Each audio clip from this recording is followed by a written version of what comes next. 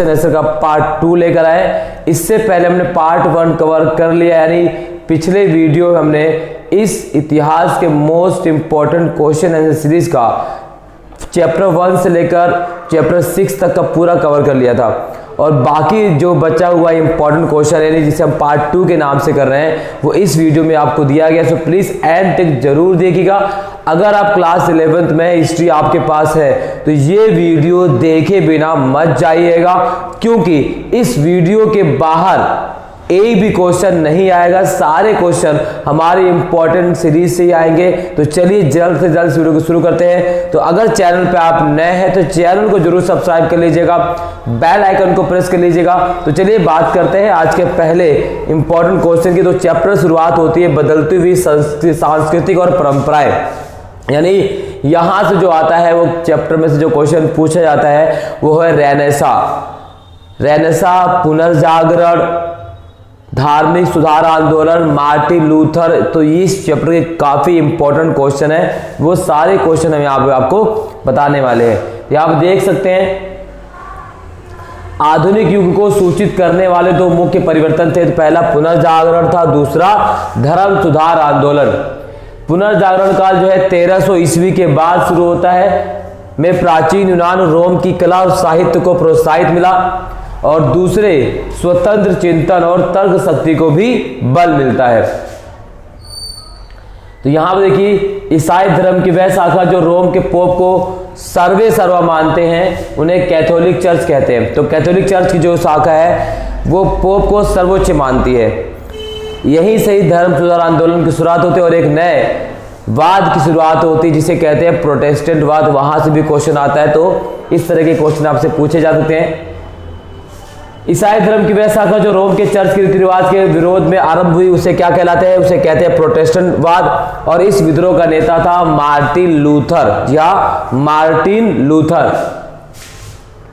पुनर्जागरण का आरंभ कहां हुआ? यहां से एमसीक्यू में क्वेश्चन पूछा जाता है। तो पुनर्जागरण का आरंभ होता है इटली में। तो ये यहां पर आप देख सकते हैं, ये इस पूरे चैप्टर के इंपॉर्टेंट वन लाइनर क्वेश्चन है जहां से एमसीक्यू में और एक जो नंबर में 2 नंबर में सवाल यहां से पूछे जाते हैं, तो इसको आपको कवर करना है। नेक्स्ट बात करते हैं, तो यहां से देख लेते हैं एमसीक्यू। रेनेसा का शाब्दिक अर्थ क्या है? तो रेनेसा का शाब्दिक अर्थ होता है पुनर्जन्म। कोलंबस अमेरिका कब पहुंचा? तो कोलंबस अमेरिका 1492 ईस्वी में पहुंचे हैं। यूरोप में सबसे पहले विश्वविद्यालय कहाँ स्थापित हुए? तो इटली में स्थापित हुए। रेनेसा कालीन इटली का सबसे जीवंत बौद्धिक नगर क्या था? तो वह था फ्लोरेंस। मध्यकालीन यूरोप में सबसे अधिक प्रभाव था किसका? चर्च का। इस तरीके से आप देख सकते हैं ना, इस चैप्टर के जितने भी इंपॉर्टेंट क्वेश्चन है एमसीक्यू टाइप में, जहां से एमसीक्यू में आपसे सवाल पूछे जाएंगे उसको हमने यहां पूरी तरह से जो है दिखा दिया है। नेक्स्ट बात करते हैं, ये देखिए द प्रिंस। पहले छापे खाने का निर्माण किसने किया? तो पहले छापे खाने का निर्माण किया जोहानस गुटेनबर्ग द्वारा। द प्रिंस नामक पुस्तक के लेखक थे, तो उनका नाम है निकोलो मैकियावेली। महिलाओं को शिक्षा प्राप्ति के लिए किसने प्रेरित किया? तो है कसांद्रा फिदेल। मंटुआ राज्य पर शासन करने वाली पहली महिला थी इसाबेला दी इस्ते। इस तरीके से जो है आप देख सकते हैं हर इंपॉर्टेंट क्वेश्चन के जो एमसीक्यू यहां पर दिए गए इसको कंप्लीट आपको कवर करना है। अगर आप इतिहास में कुछ भी नहीं पढ़ा आपने तो हमारे दोनों इंपॉर्टेंट क्वेश्चन के वीडियो आप देख लीजिए, पार्ट 1 और पार्ट 2। पार्ट 2 आपके सामने है, पार्ट 1 इस लिंक जो है इस वीडियो के डिस्क्रिप्शन बॉक्स में दे दूंगा, वहां से आप जाकर चेक कर सकते हैं। पेरिस में अकादमी ऑफ साइंसेस की स्थापना हुई 1673 में, 1673 में। इस तरीके से जो है वन वर्ड क्वेश्चन आता है। लंदन में रॉयल सोसाइटी की स्थापना कब हुई? तो लंदन में रॉयल सोसाइटी की स्थापना होती है 14वीं, यहाँ पर है 1670 ईस्वी में। 1670 में लंदन में रॉयल अकादमी की स्थापना होती है। इसी प्रकार से 14वीं शताब्दी से यूरोपीय इतिहास की जानकारी के मुख्य स्रोत क्या है? पश्चिमी रोमन साम्राज्य के पतन के पश्चात इटली की राजनीतिक तथा सांस्कृतिक दशा कैसी थी? इटली के वेनिस तथा जेनेवा नगर यूरोप के अन्य क्षेत्रों से किस प्रकार भिन्न थे? कोई 2 बिंदु लिखिए। पादुआ और बोलोनिया विश्वविद्यालय विधि शास्त्र के अध्ययन के केंद्र थे। क्यों थे? क्योंकि यहाँ वकीलों और नोटरी की बहुत अधिक आवश्यकता होती थी। इसी कारण यहाँ के विश्वविद्यालय विधि शास्त्र के अध्ययन का केंद्र बन गए। 14वीं और 15वीं शताब्दियों में यूनानी और रोमन संस्कृति के किन तत्वों को पुनर्जीवित किया गया? तो इस तरह से आपको ये क्वेश्चन करना है। 2 नंबर में यहां से सवाल पूछे जाते हैं। अगला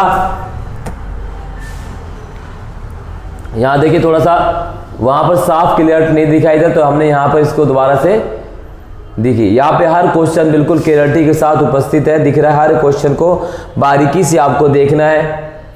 जहां जहां पर मैंने एक टिक निशान लगाया है, यहाँ पे देखिए, ये सारे क्वेश्चन तो आपको कवर करने ही करने हैं। ये मोस्ट इंपॉर्टेंट क्वेश्चन है इस चैप्टर के।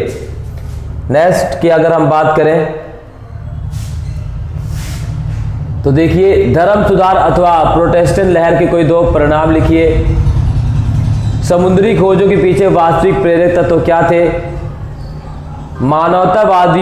मानवतावादी विचारों के क्या अभिलक्षण थे? इस तरीके से जो है क्वेश्चन पूछे जाते हैं। फ्लोरेंस की प्रसिद्धि में किन 2 व्यक्तियों का सबसे अधिक योगदान था? रेनेसां व्यक्ति से क्या अभिप्राय है? जो क्वेश्चन मैं आप सभी के सामने रीड कर रहा हूं वो क्वेश्चन मोस्ट इंपॉर्टेंट है। इनको आपको करना ही करना है। बाकी आप स्किप भी कर सकते, लेकिन जो क्वेश्चन मैं रीड करके आप सभी बता रहा हूं उसको आपको कवर करना है। स्क्रीनशॉट आप सभी ले सकते हैं। चलिए नेक्स्ट। इसके बाद अगर हम बात करें यथार्थवाद क्या था? 2 नंबर में यहां से क्वेश्चन पूछा जा सकता है। यथार्थवाद क्या था?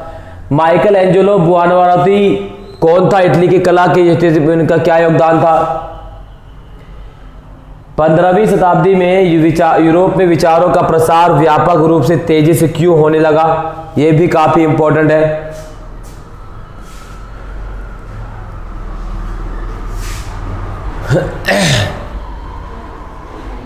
पुनर्जागरण काल में व्यापार में वृद्धि और नगरों के उदय का क्या महत्व है? ये सारे पॉइंट जो है ये 4 नंबर में यहां से क्वेश्चन पूछे जा सकते हैं आप सभी से। 4 नंबर में यहां से क्वेश्चन पूछा जा सकता है। स्क्रीनशॉट ले सकते हैं आप सभी लोग। इधर देखिए, धर्म सुधारकों ने 15वीं माफ कीजिएगा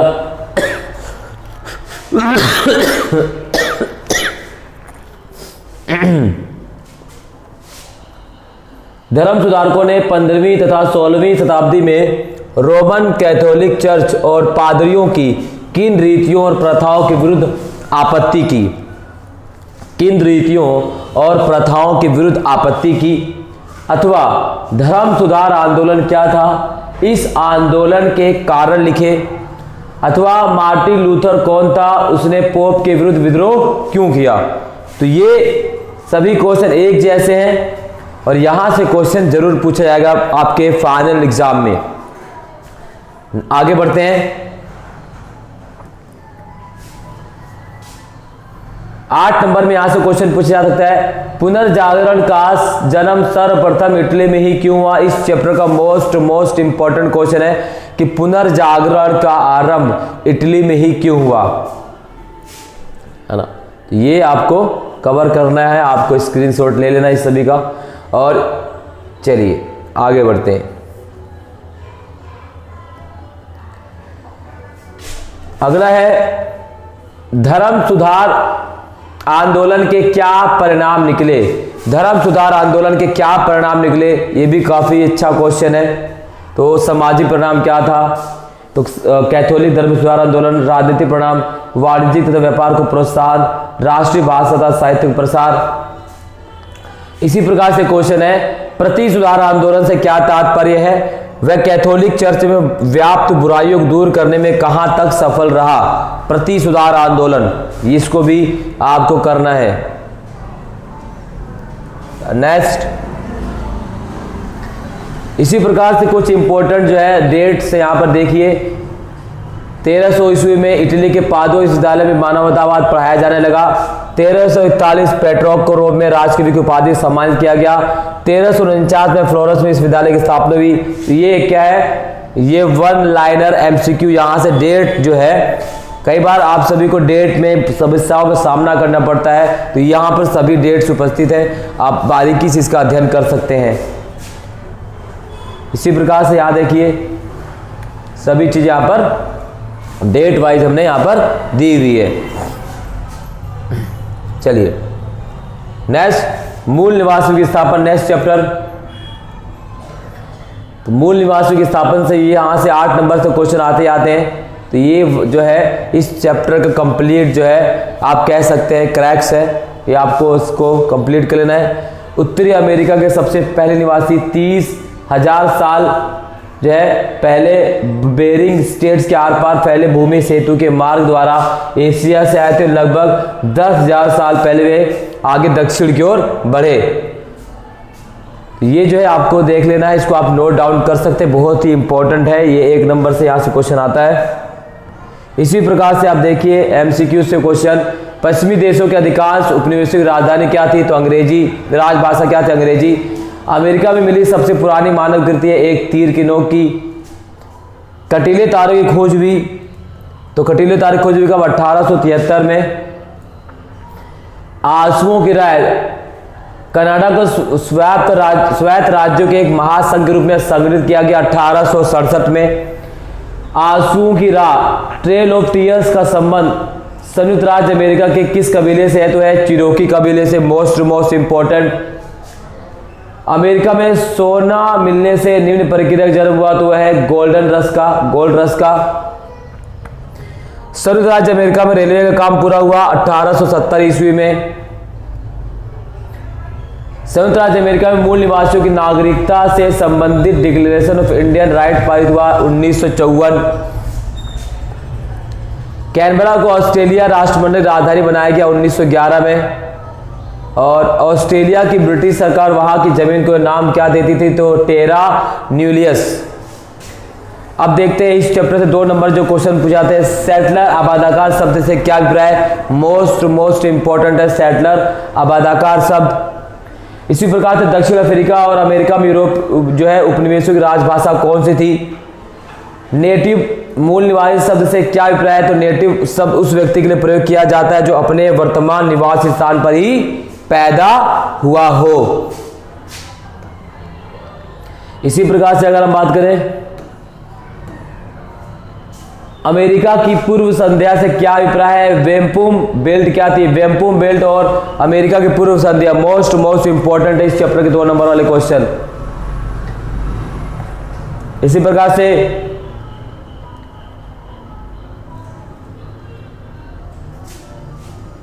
यूरोपीय लोगों ने अमेरिका में अपनी जमीनों पर मुख्य रूप से कौन सी फसलें उगाई और क्यों? तो ये भी इंपॉर्टेंट है, 2 नंबर से यहां से सवाल पूछा जा सकता है।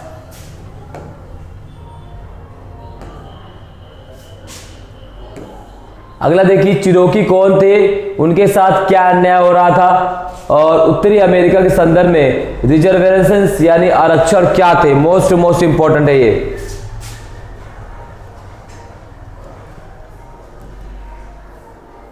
अगला है साम्राज्यवाद से आप क्या समझते हो? उन यूरोपीय देशों के नाम लिखिए जिन्होंने साम्राज्यवाद को बढ़ावा दिया। तो साम्राज्यवाद ब्रिटेन, फ्रांस, हॉलैंड, पुर्तगाल और स्पेन। तो ये क्वेश्चन आपको करना है, यहां से क्वेश्चन पूछा जाएगा। अगला देखते हैं, देखिए 19वीं सदी के संयुक्त राज्य अमेरिका। जी हाँ, क्या क्वेश्चन है? चलिए यहां देखिए 19वीं सदी के संयुक्त राज्य अमेरिका में अंग्रेजी के उपयोग के अतिरिक्त अंग्रेजों के आर्थिक और सामाजिक जीवन की कौन सी विशेषताएं देखते हैं? तो ये सारी विशेषताएं हैं, इसको आपको कवर कर लेना है, ये काफी इंपॉर्टेंट है। 8 नंबर में यहां से क्वेश्चन पूछा जा सकता है।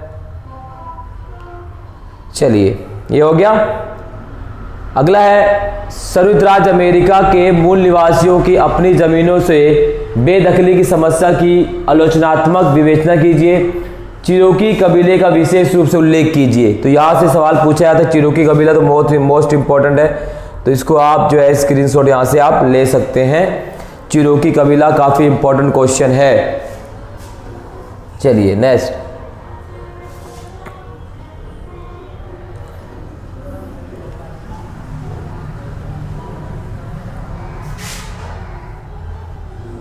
गोल्ड रश से क्या अभिप्राय है? इसने संयुक्त राज्य अमेरिका में रेलवे के निर्माण, उद्योगों के विकास और खेती के विस्तार में किस प्रकार सहायता पहुंचाई, अथवा गोल्ड रश की अमेरिका के आर्थिक तथा राजनीतिक विस्तार में क्या भूमिका रही।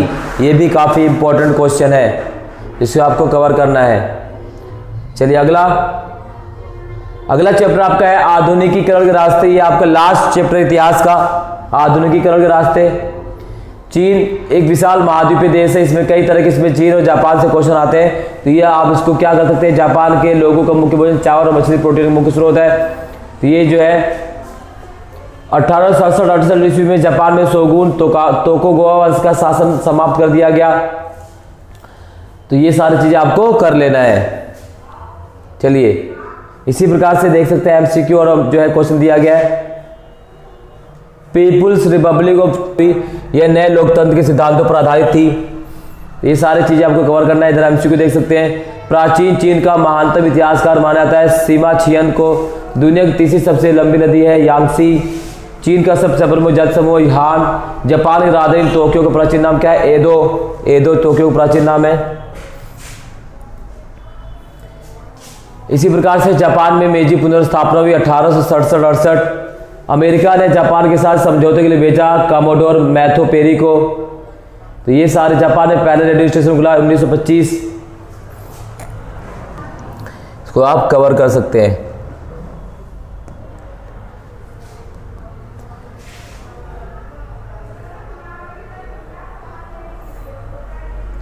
उन्नीसवीं शताब्दी के आरंभ में चीन और जापान की राजनीतिक स्थिति की तुलना कीजिए। तो राजनीतिक स्थिति की तुलना कीजिए, काफी इंपॉर्टेंट है। यहां से क्वेश्चन आता है रूस, कजाकिस्तान, मंगोलिया, मैपिंग से भी क्वेश्चन यहां पे आते हैं।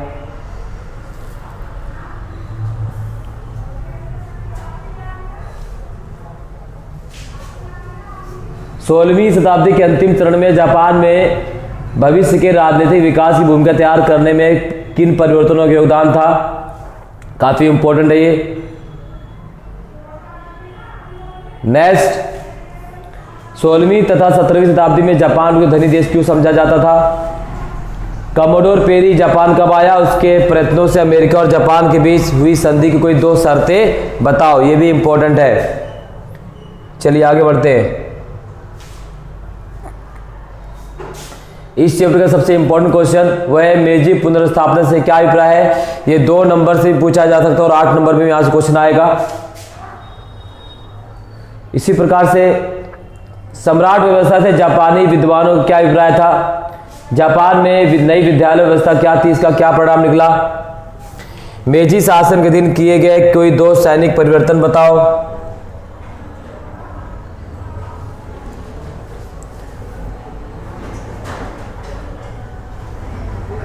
चीन में बक्सर विद्रोह कब हुआ, इसका क्या महत्व था। चीन में आगे की ओर बड़ी छलांग, ग्रेट लीप फॉरवर्ड से क्या अभिप्राय है।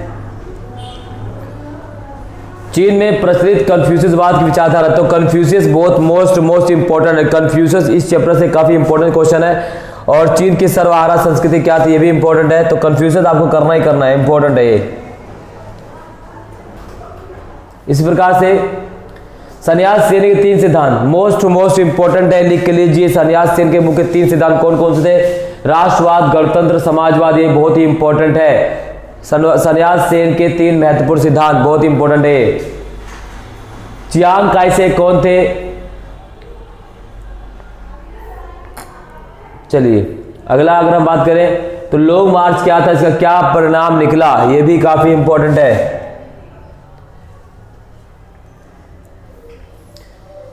जापान में नगरों का आकार कैसे बढ़ा, इसका क्या महत्व था। और अगला है जापान को बाहरी संसार के लिए खोलने पक्ष और विपक्ष में क्या तर्क दिए गए।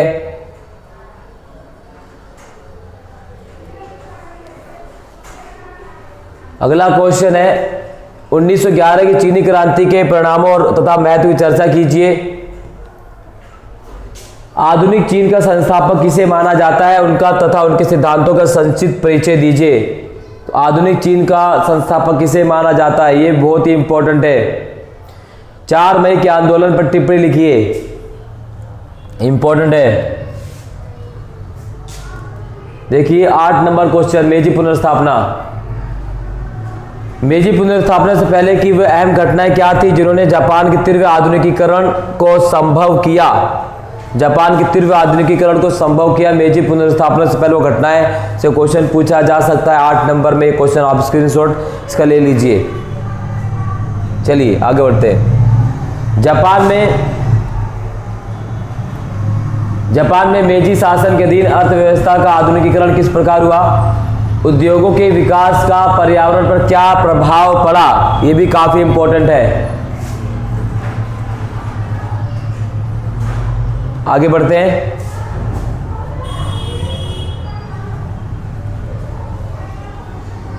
चीन में साम्यवादी व्यवस्था की स्थापना कैसे हुई? इस क्रांति के चीन पर पड़े प्रभाव का वर्णन कीजिए। अथवा चीन में 1949 की क्रांति कैसे हुई और चीन पर इसके क्या प्रभाव पड़े? ये काफी इंपॉर्टेंट क्वेश्चन है मेरे सभी आप सभी से विनती साथियों, इसको कर लीजिएगा।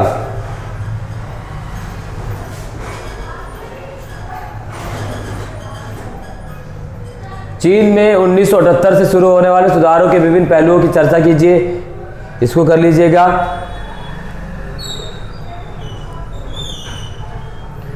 तो ये सभी क्या है? इंपॉर्टेंट क्वेश्चन की पूरे जितने भी क्वेश्चन थे जहां से क्वेश्चन पूछे जाने सकने की संभावना है उन सभी को हमने इस पार्ट में जो है पूरी तरीके से क्लियर कर दिया है। आई होप ये वीडियो आपको पसंद आई। अगर पसंद आए तो लाइक शेयर कमेंट